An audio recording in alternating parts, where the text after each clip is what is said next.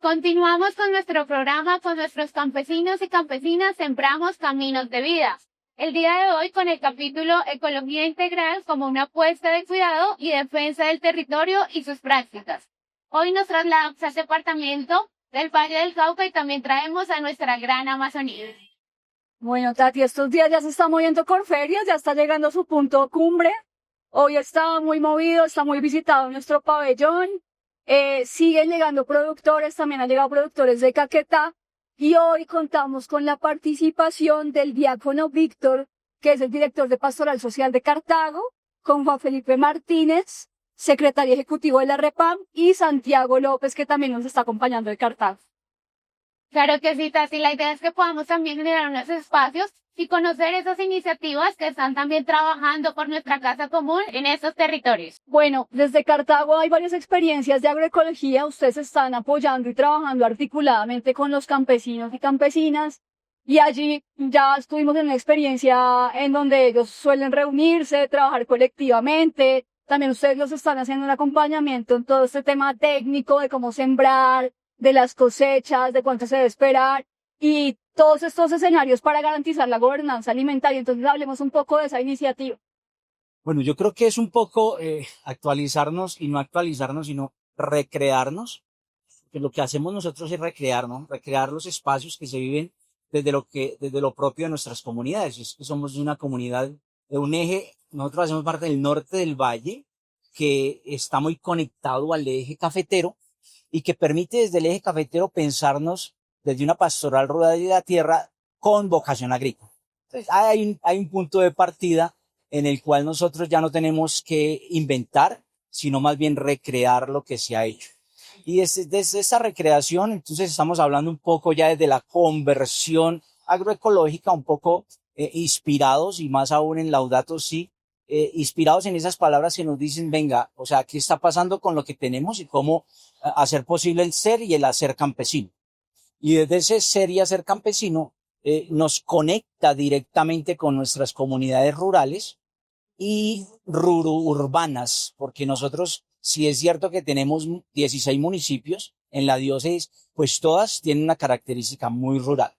Y desde ahí estamos haciendo ejercicios muy interesantes que permitan primero recrear con las familias campesinas y con las comunidades de base, juntas de acción comunal, asociaciones campesinas, grupos que trabajan la tierra desde alguna expresión de cultivo, poder decir, hey, ven, juntémonos un poco, aquí hay un tema de aliarnos, juntémonos un poco y trabajemos esas expresiones desde una manera articulada que permita decirle al Estado, vengan, estamos trabajando, juntémonos. Y en esa juntanza, por eso está Santiago. Santiago hace parte de la administración municipal, sí, de la Secretaría de Medio Ambiente, es un ingeniero agrónomo que tiene también vocación por el campo y tiene también un proceso de conversión agroecológica que nos invita y nos suma en este esfuerzo en la diócesis. Entonces, por eso, Santiago, sería bueno también contarles cómo hemos hecho desde esa producción, ese querer de las biofábricas, los reservorios de agua, las casas de semilla,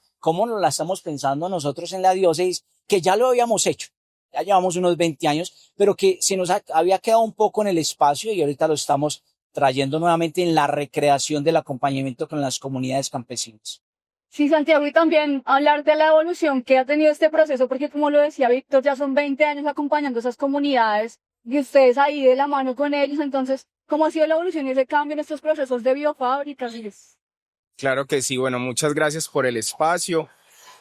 Nosotros en Cartago y en el norte del valle venimos desarrollando diferentes proyectos que son iniciativas de base comunitaria y que a muy bien la pastoral social pues acompaña estos procesos y que siempre hemos buscado a lo largo de todos estos años articular esfuerzos.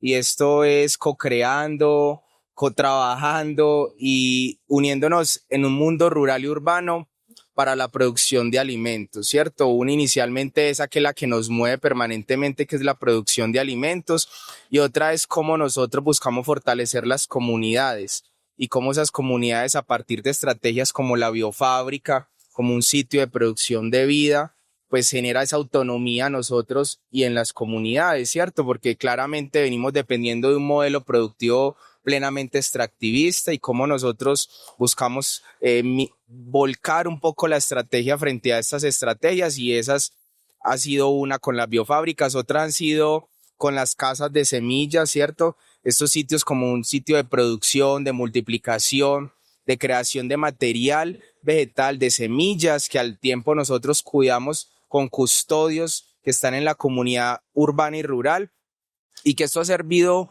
digamos, para cambiar un poco el paradigma de la entrega de semillas que normalmente hacemos en todo el país, que es entregar una semilla y que muchas veces esa semilla se queda allí, sino cómo esa semilla nosotros la multiplicamos, la cuidamos y entregamos normalmente unas plantulitas que son las que finalmente llegan a estos sitios de vida que nosotros pues claramente desarrollamos con huertas caseras que pueden ser familiares, comunitarias, a nivel urbano y rural. Pero creo que esta estrategia ha cambiado un poco todo ese paradigma de la entrega de semillas, que se queda solo limitada a entrega de una semilla, y eso nos ha permitido. Y hay otras estrategias como módulos de lombricultura, como el mismo tema de casetas composteras, como el tema de reservorios de agua, que permite atender un poco la necesidad de requerimiento hídrico en las comunidades que pues claramente pasan de 2 transiciones en el año, de estar en épocas muy secas a épocas muy lluviosas, y cómo ese uso racional del agua pues nos ha llevado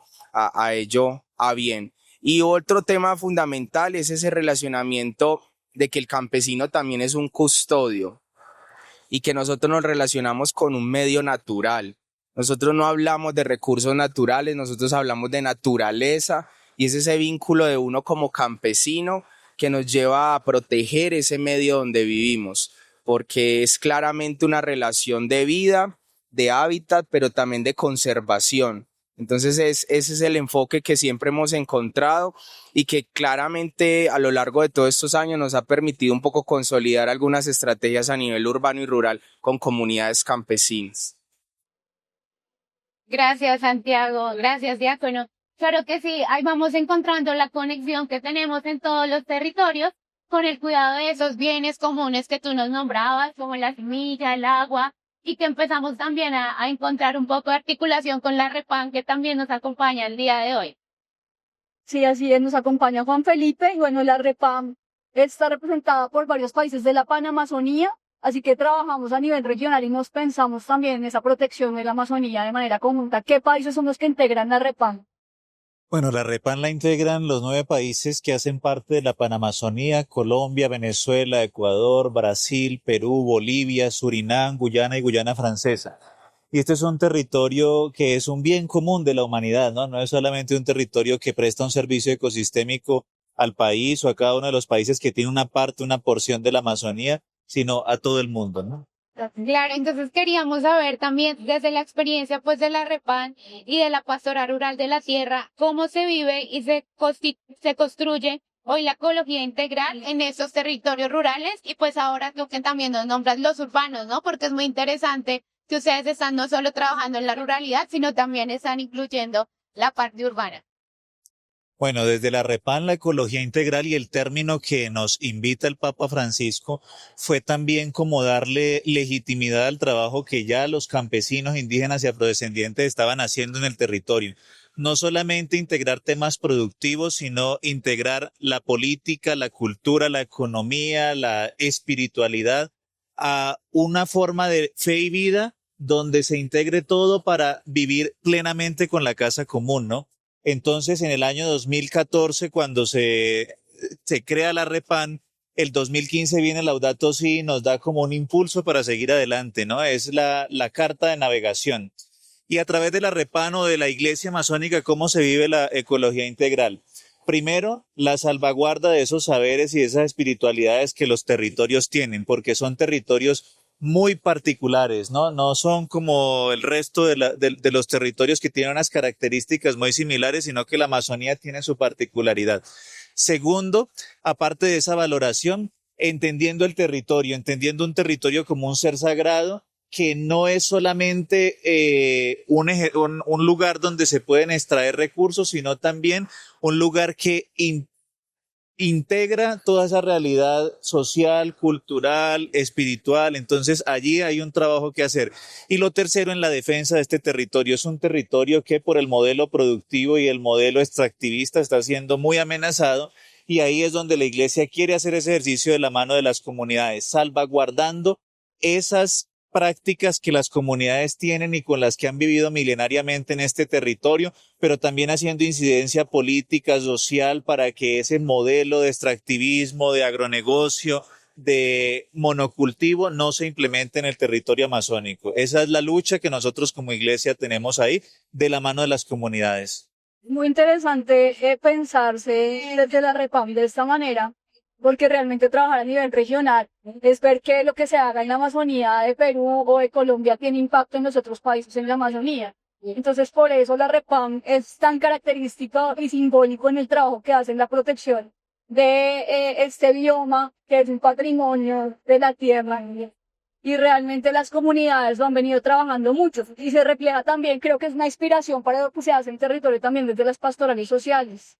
Y yo creo, sí, yo creo que acaban de decir dos palabras que nos provocan un poco, y la salvaguardia y la inspiración. Aquí hay un tema de conciencia, y creo que lo que estamos haciendo desde Pastoral Social, desde nuestros ejercicios de iglesia, desde el Evangelio de lo social, porque a veces a nosotros en iglesia nos conocen simplemente la gente del común, como decimos los de a pie, creemos que la iglesia es solo la celebración litúrgica, ¿cierto? Y entonces que la iglesia solo está para la celebración litúrgica. Claro, la iglesia está para evangelizar. Y creo yo que en este trabajo de la pastoral social todo es un reto y un desafío en la salvaguardia de la inspiración de los pueblos urbanos y rurales en torno al cuidado de la creación. Y ese cuidado de la creación se tiene que hacer en coherencia con lo que somos y hacemos desde la iglesia. Los consagrados, el clero, las religiosas y todo el cuerpo de la iglesia que habla en nuestra diócesis, los colegios y las demás obras eclesiales que existen. Por eso nosotros desde la diócesis estamos tratando que desde esas obras grandes que tenemos como el Banco Diocesano de Alimentos, la Corporación Diocesana, los comedores comunitarios y las parroquias, tratando de hablar un mismo lenguaje que permita generar una salvaguardia en el lenguaje de la ecología, que permita también que las comunidades hablen de la semilla, ¿sí?, como proyecto de vida. Y a partir de ahí, inspirando a que nuestros sacerdotes en las salidas rurales, en las celebraciones, puedan hablar con el campesino. No solo vayan y celebren la misa, como el campesino dice, es que el padre viene, celebra y se va. No, que se queden un ratico y que con ellos también hablen un poco sobre sus procesos de cultivo y de vida y de producción en el campo. Y a partir de ahí, creo que nosotros podemos ir sembrando nuevos escenarios que nos permitan estar en coherencia integral, en co-crear aquello que es una pastoral rural desde un llamado por el cuidado de la creación, con una ética de responsabilidad que nos comprometa a todos y que nos invite a soñarnos en una tierra para todos. Y ahí entra en esa co-creación, entran las alianzas, entran los amigos, entran las juntanzas, esas juntanzas que nosotros hacemos desde la iglesia. Y por eso, pues, estos líderes que nos acompañan desde nuestros ejercicios pastorales son muy importantes para nosotros. Bueno, no, yo creo que hay que ver un poco de que el medio rural en nuestro país ha sido el espacio de mayor conflicto, ¿cierto? Y finalmente las comunidades campesinas somos las que hemos estado en ese medio viviendo, y yo creo que todo debe comprenderse de que finalmente este es un sujeto de especial protección y que tiene unas dimensiones productivas, culturales, políticas, pero tiene una muy especial que es la dimensión ambiental, y es como el ser campesino, al tener ese vínculo con la naturaleza, pues entra a ser, como lo decía Víctor, como lo decían mis compañeros, pues entra a ser un custodio, pero entra a ser un cuidador, pero entra a ser también un productor, pero entra a ser a una persona que habita ese territorio y le duele el territorio. Entonces yo creo que eso es en parte una de las cosas grandes que nos soñamos, y es cómo seguir creciendo en esa idea y en esa dinámica de que hagamos parte de un territorio, pero que lo cuidemos y que sigamos construyendo como en paralelo algo de lo que nosotros hemos llamado en el metabolismo rural, que son paisajes productivos sustentables. Que los paisajes productivos sustentables nos permitan construir territorios campesinos agroalimentarios. Esos famosos TECAM de los que hoy surgen como una nueva figura en este país y que nos permiten ir configurando precisamente esos territorios productivos, sostenibles y que pues generan identidad del ser campesino en nuestro país.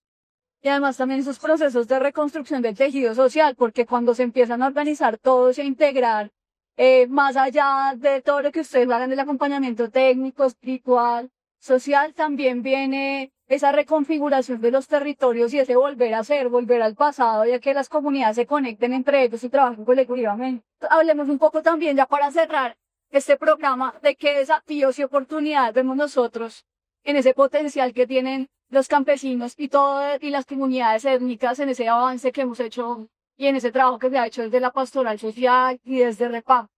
¿Qué potenciales y qué retos vemos allí? Bueno, yo los retos los convierto también en potenciales, ¿no? Yo veo 3 cosas que hemos identificado en la Iglesia Masónica frente a la Amazonía y a este territorio. Uno, hay que desromantizar la Amazonía, o sea, tenemos que hacer un ejercicio de dejar de ver la Amazonía desde una mirada romántica. Porque esa mirada romántica hace daño porque las comunidades afuera, el mundo exterior no se da cuenta de lo que en realidad está pasando allí. Porque vemos la Amazonía simplemente como un territorio que tiene una gran riqueza natural, que tiene una cantidad de bienes, que tiene unas culturas que todo mundo tiene cierto morbo de conocer. Y es necesario que se desromantice esa idea, ¿no? Lo segundo que tenemos que hacer es trabajo en red. Y es un reto, pero también es una oportunidad. Tanto iglesia como organizaciones de la sociedad civil, como comunidades campesinas, indígenas, afro, como gobiernos y como los gobiernos que no hacen parte del territorio amazónico, nos tenemos que unir para proteger esto. ¿Por qué? Porque es un ecosistema que nos brinda a toda la humanidad un servicio. Entonces es necesario que todos trabajemos en red, pero es un reto porque trabajar en red es muy complicado y segundo es una oportunidad porque permite que el impacto sea más grande. Y lo tercero que yo diría es que hay que amazonizar. Todos los ambientes tenemos que amazonizarlos desde 4 palabras, desde la resistencia, desde la indignación, desde la alegría y la esperanza. ¿Por qué desde la resistencia y desde la indignación? Porque hay que indignarnos con el modelo productivo extractivista que está acabando con la Amazonía. Y hay que resistir a ese modelo. ¿Cómo se resiste a ese modelo? Desde las prácticas que las comunidades milenariamente vienen haciendo y prácticas como las pastorales sociales vienen acompañando o como viene acompañando muchas ONGs en el territorio, ¿no? Porque no solamente es la iglesia la que viene trabajando en la Amazonía. Resistir desde esa noción diferente de ver la Amazonía como ese bien común al cual todos tenemos que aportarle. Pues ahí podemos ver ese mensaje que también ha trabajado la REPAN y que todos lo sintamos del cómo todos somos Amazonía, sin importar en el territorio que nos encontremos, y también vemos cómo a partir de estos territorios todo se va conectando y es importante que todos nos unamos a este caminar para pues, poder llegar a ese buen vivir que soñamos para todos y todas. Sí, mil gracias a Juan Felipe, a Víctor, a Santiago por ese trabajo que hacen con las comunidades, por seguir llevando esperanza a los territorios a través de estas iniciativas de la Pastoral Social Rural y de la Tierra y a través de la REPAM.